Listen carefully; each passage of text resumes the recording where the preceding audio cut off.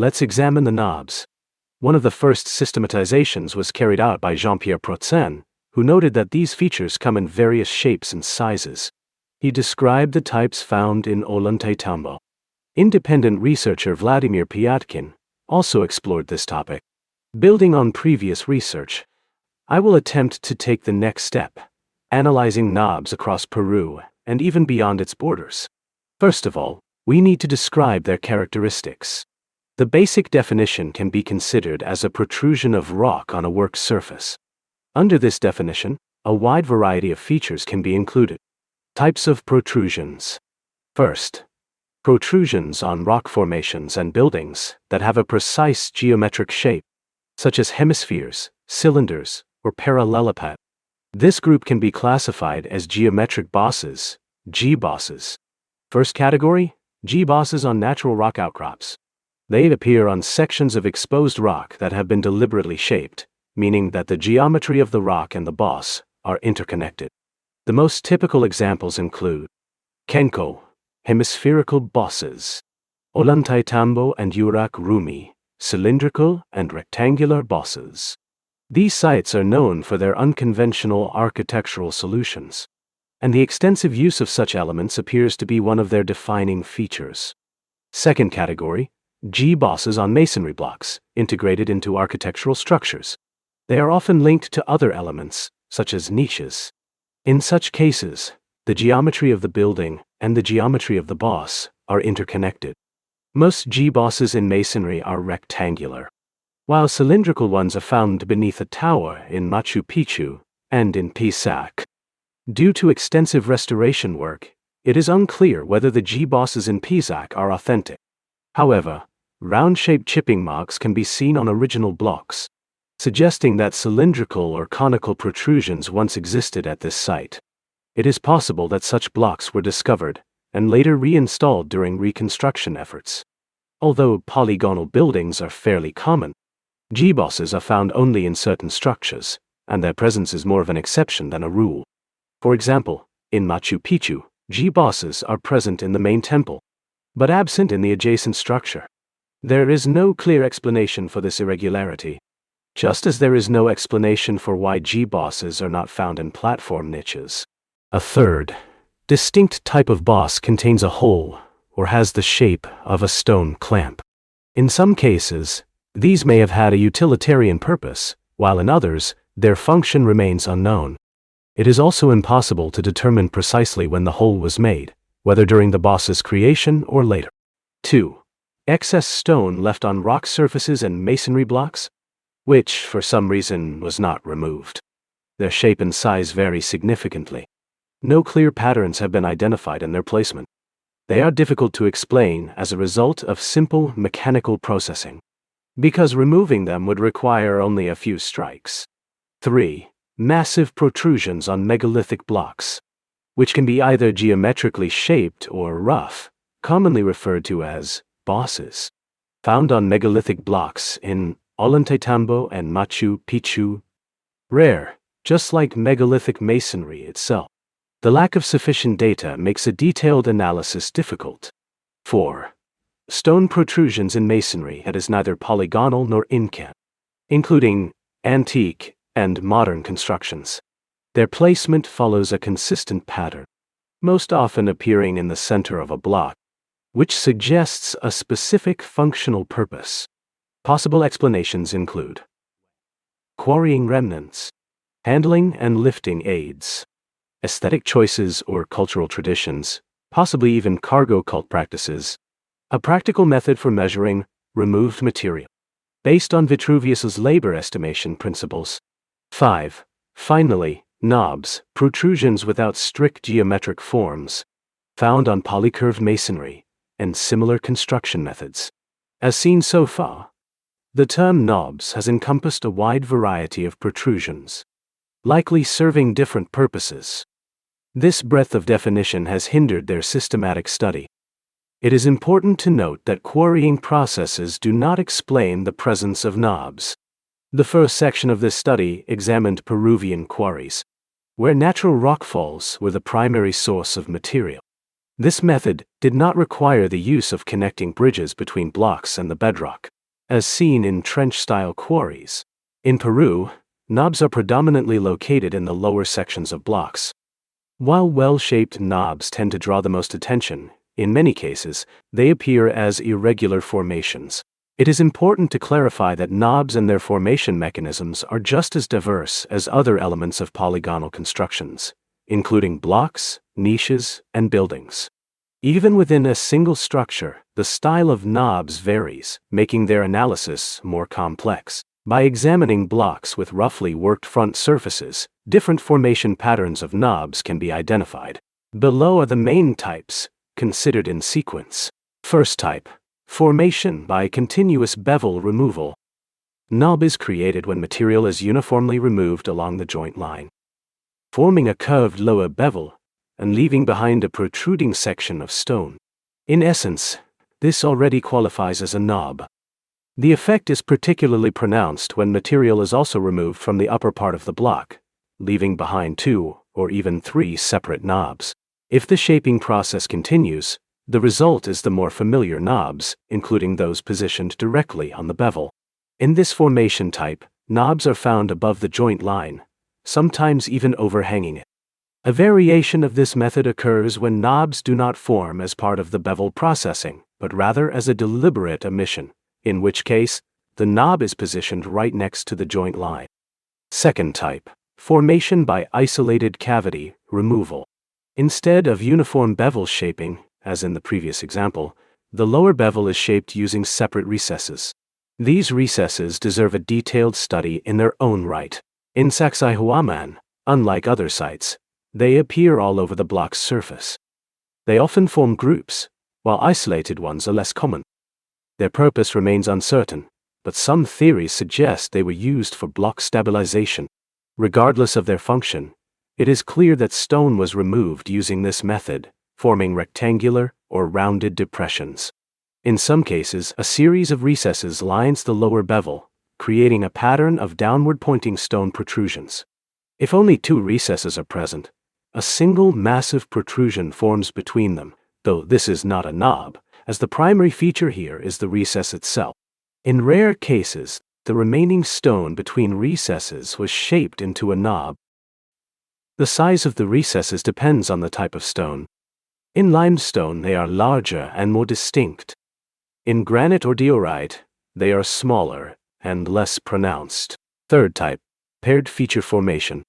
This occurs when a knob is positioned directly above a recess, making it one of the most common types of knobs. The recess can be inside the block or oriented upward. In the latter case, it is only visible from certain angles. In some instances, only the recess remains, indicating that the knob was later removed. Occasionally, a knob remains only on one side of the block. These knobs are typically found at a certain distance from the joint line, rather than directly on it.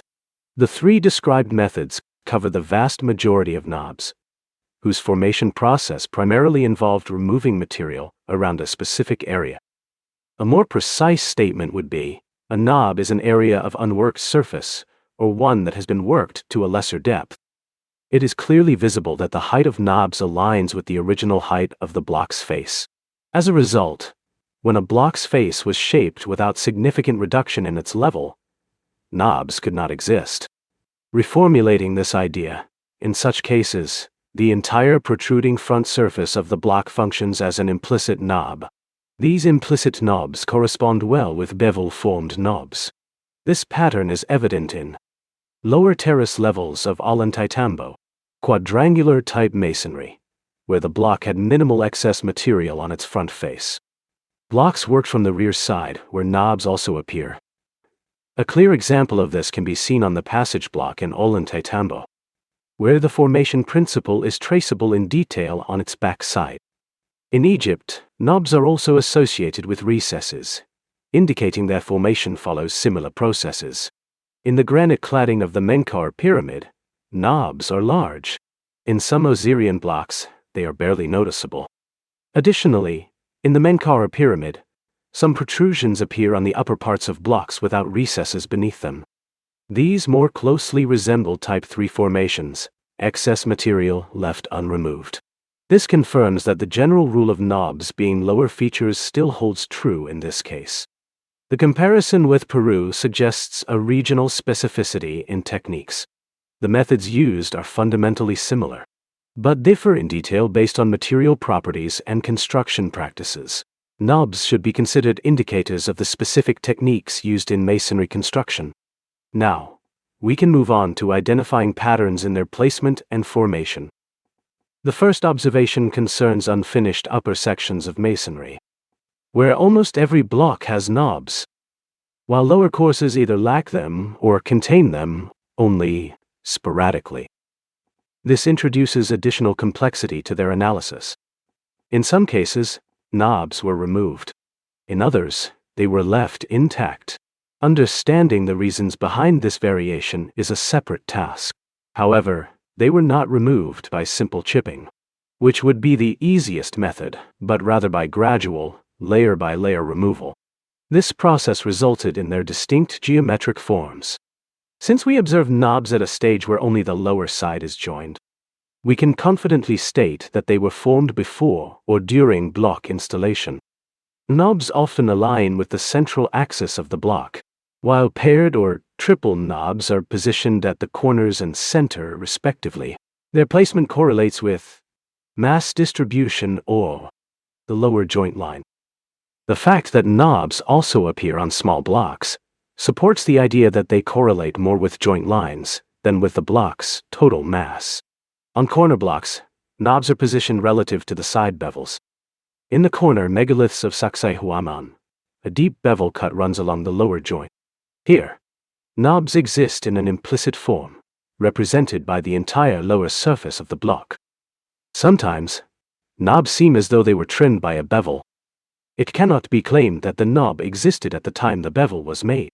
It is possible that it was formed in this manner later on. As a result, the following mechanism for the formation of knobs emerges. The block is given the desired shape with an additional volume reserve, along with the creation of the bevel. In the case of processing the front face, all the stone is removed, except for a certain area. Thus, there are only a few potential reasons for the formation of knobs. First, a fantastic theory. Knobs serve purposes beyond our understanding. An analogy can be made with the notches made for balancing rotating parts. Without knowing anything about their function and operating principle, it would be impossible to guess the purpose of such formations. Therefore, the calibration of certain properties of the blocks cannot be studied directly. However, there are some logical contradictions here. Adjacent blocks have varying degrees of processing on the front face and can have protrusions or not. However, calibration is a systematic process and should apply to every block, with rare exceptions. This includes the high-quality processing of the front face. But the more thoroughly the front face is processed, the smaller the knobs are, and the fewer in number. Furthermore, after the lower part of the block is joined, its upper part changes, but the knob is already present, and it cannot be shifted due to the altered parameters. Therefore, this option is not the primary one. An alternative is the calibration of certain properties, not of individual blocks, but of the entire structure as a whole. This version faces a contradiction, as, unlike G-bosses, there is no connection to the elements of the building. Second, they were necessary for work related to the installation of the block, particularly during the phase of joining the lower side. Since they are present on blocks that are joined only at the lower side, and absent along the side faces. An exception is the Inca rock block in Cusco. Based on the connection profiles, it is an insertion block. This may explain the different placement of the knobs. Third, the knobs are the result of some obstruction in the removal of stone from a specific part of the block. Therefore, their formation was not the result of special creation, but rather a side effect. In fact, both options can be combined into one if we assume that the purpose was to fix the block or auxiliary equipment in a certain position during the joining process. Then the stone in certain points could not be removed until the fastenings were removed, and the notches served to prevent the sliding of the support. And considering that there is only one case where processing was carried out across multiple blocks at once, it can be concluded that the finishing of the block's facade was done only at the time of masonry construction within the limits of a single block. This makes the exception at Machu Picchu understandable. The blocks used to seal the window were, from a structural perspective, effectively a single piece. After the construction of the wall, the surfaces remained unchanged. And if the knobs remained, they were no longer removed afterward. Indirectly, this may suggest that the blocks were processed during construction. Afterward, this was no longer possible. The only case of thorough facade treatment is Coricancha. However, determining when exactly the wall was leveled, whether it was originally done this way or during the Spanish colonial period, can only be inferred indirectly. The presence of multiple chippings suggests that rough methods may have been used. It is also clearly visible that some blocks remained in their original convex shape. I will add here a hypothesis mentioned in a video debunking the use of geopolymers. If the blocks were subjected to some treatment that made processing easier, then the fixation points were either left unprocessed or processed with less intensity to avoid weakening them. In this case, after the supports were removed, it would have been physically impossible to completely eliminate the knobs. The stone remained strong, and the knobs acquired an aesthetically pleasing appearance, not as a result of intentional work, but as a side effect. As a result, the mystery of knobs disappears on its own, and becomes part of the broader question of block joining and movement. Consequently, knobs are not independent elements, but rather a component of a multi-stage process. A complete answer must account for all contributing factors. It is also necessary to consider that knobs are closely related to recesses, and sometimes recesses exist on their own. In the blocks of Ollantaytambo, recesses are located on the side surfaces of rectangular blocks. Such indentations are not characteristic of polygonal masonry blocks. There are a few isolated cases in Ollantaytambo and Sacsayhuaman. This suggests that there are two types of blocks. Some have recesses on their side surfaces, while others have them on their facades. A transformation of the method from one to the other is evident. A recess on the side is convenient for securing a block in place without interfering with the processing of its lower surface. Without a recess at the support points, such processing would have been impossible. Similar recesses are found on the blocks of the Osirian in Abydos, Egypt. However, side recesses are more suitable for rectangular blocks. If it became necessary to process the side where they were located, this fixation method might not have been suitable. This could explain the transition to recesses on the facade. In this case, knobs would be a byproduct. If the facade was being processed while the block was fixed and aligned with others, the attachment points could not be worked on for obvious reasons. This resulted in the formation of knobs. Moreover, they are most pronounced in places where the work was irregular or suddenly interrupted, such as in Cusco, Inca Roca, and the lower tier of Sacsayhuaman. In other cases, knobs appear much more refined, closely matching the finish of the facade surfaces. Block fixation is closely related to the shape of its lower part. And indeed, for blocks of similar shape, the placement of knobs is also similar. On rectangular blocks, they are positioned at the center or corners. On blocks with a smooth or sharp L profile, knobs are often paired and slightly offset to the side. The drawback of this explanation is that knobs are located near the joint surface, which should interfere with assembly work. On the other hand, their position in the lower part ensures access to the facade surfaces. Moreover, the longer the support, the less stable it is. It would be convenient to place supports at the lower part of the block and beyond its edges, which in some cases might have necessitated the creation of embankments. A projecting section of the block in the lower row could also serve as a support. In Chinchero, at the level where the masonry ends, there is a horizontal processing mark, which could be due to the fact that the embankment was not initially removed, and the blocks were finished to match its level. Similarly, in Ollantaytambo, the lower terrace, which is of inferior quality, may have served only as an auxiliary structure for constructing the upper levels with increasing precision. As another counterpoint, the existence of paired knobs can be mentioned. However, such cases are rare and could be explained by some episodic additional requirements. It is worth noting that if unknown advanced technologies had been used, we would expect to see clear standards in the placement of knobs, their relationships, shapes, and methods of creation. Instead, we observe situational variations, characteristic of living nature, manual labor, and processes that adapt to specific conditions. Furthermore, knobs cannot be linked to theories of cast stone blocks. First, because the stages of their formation are visible. Second, natural stone veins run through them uninterrupted. The idea that knobs were somehow pulled out of the stone mass implies a plastic state of the rock. However, there is no evidence of plasticity. This issue has already been examined in detail in a separate video. Conclusions. First, the formation of knobs occurred through multiple processes, all requiring the treatment of the facade surface. Where such treatment did not take place or did not involve deep enough material removal, no knobs are present. It can be stated that in many cases, knobs formed after the block was installed. Second, knobs are not independent features. There are many instances where a recess exists, but no knob is present. This suggests that knobs are secondary or possibly incidental to the recesses. At the same time, in certain cases, individual knobs can serve as substitutes for recesses. In such cases, they are significantly larger. These instances are unique.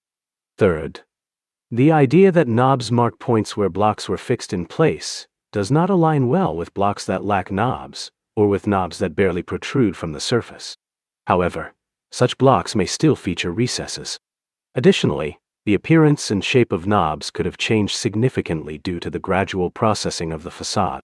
Fourth, based on this, it can be concluded that knobs and recesses are interchangeable features and should be considered together. At the same time, the fact that lintel blocks have no knobs, and that recesses, when present, are located not on the facade, but on the side, directly indicates their specific purpose. Fifth, the appearance and very existence of knobs are closely tied to surface treatment techniques, specifically, the step-by-step removal of stone layers. Not only is each polygonal complex unique, but even different sections within a single structure exhibit distinct styles and construction techniques.